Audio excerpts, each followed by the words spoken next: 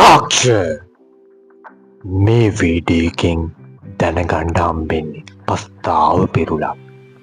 මොකද්ද බලමු අපි මේ පස්තාව පිරුල. අල්ලපු අත්තක් නෑ, පය ගහපු අත්තක් නෑ. අල්ලපු අත්ත කියන්නේ අල්ලපු වත්ත නෙමෙයි, අල්ලපු අත්ත.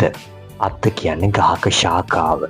එතකොට මේ අල්ලපු අත්තක් නෑ, පය ගහපු අත්තක් නෑ කියලා අදහස් වන්නේ ලේනෙක් නැත්තම් වඳුරෙක් සාමාන්‍යයෙන් තමා ඉන්න අත්තේ ඉඳන් අලුත් අත්තකට පයින්නවා ගමන් විලාසය අනුව.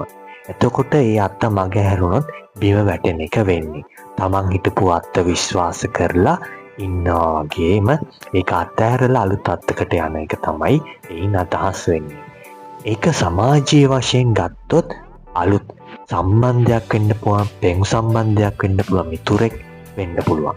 එතකොට ඒ විශ්වාසවන්ත මිතුරා හෝ සම්බන්ධතාවය, ආදර සම්බන්ධතාවයේ වෙනුවට අලුත් සම්බන්ධතාවයක් ඇති වෙන අලුත් මිතුරෙක් වෙන්න පුළුවන්, අලුත් පෙම්වතියක් පෙම්වතෙක් වෙන්න පුළුවන්. එතකොට ඒ අලුත් කෙනා ගාවට යද්දී ඌ අපිට පක්ෂපාතී නොවි අපිව මඟ හරිනවා.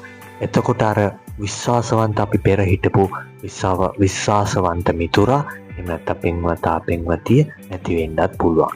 මේක රැකියාවකට ගත්තොත්, ආර්ථික වශයෙන් ගත්තොත්, හොඳ ආර්ථික වශයෙන් මුදල් ලැබෙන, වැටුපක් ලැබෙන ජොබ් එකකින් ඉන්නකොට අලුත් රැකියාවක් හම්බ වෙනවා. අලුත් රැකියාවක් ගැන දැනගන්න හම්බ වෙනවා. ඒ රැකියාවේ වැටුප වැඩි, ප්‍රොමෝෂන් එකක් හම්බ වෙනවා වෙන්න පුළුවන්. ඒ රැකියාවට යනවා. ඒ ගියාට පස්සේ ඒ රැකියාවේ මොනියම් හෝ දෙයකින් අස් කරනවා.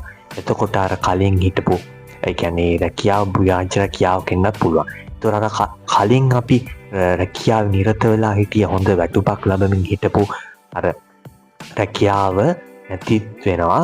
අලුත් රැකියාව හම්බෙන්නෙත් නැහැ.